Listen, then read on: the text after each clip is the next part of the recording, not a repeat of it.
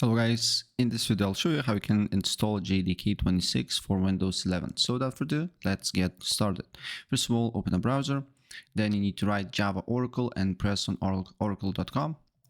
Then you need to press on download Java, then scroll down a bit until you see JDK, and then select Windows and select x64 installer and wait until installation process here is done. Once it's done, you just need to press on it. Wait for a couple of seconds until it loads up. Then you need to press next, and wait until install process is done. And then you can close this window here. Then open up your files. So usually it's on disk C. Then you need to go to program files. And then here you need to look for Java. Look for Java. Then you need to look for JDK 26.0.1.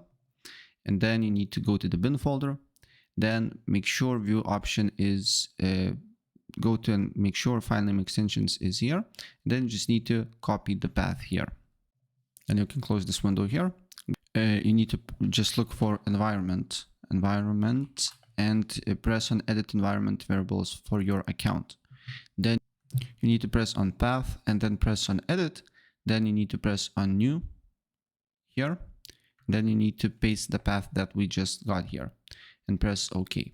And once you do so, you just need to open up CMD. You can open as admin.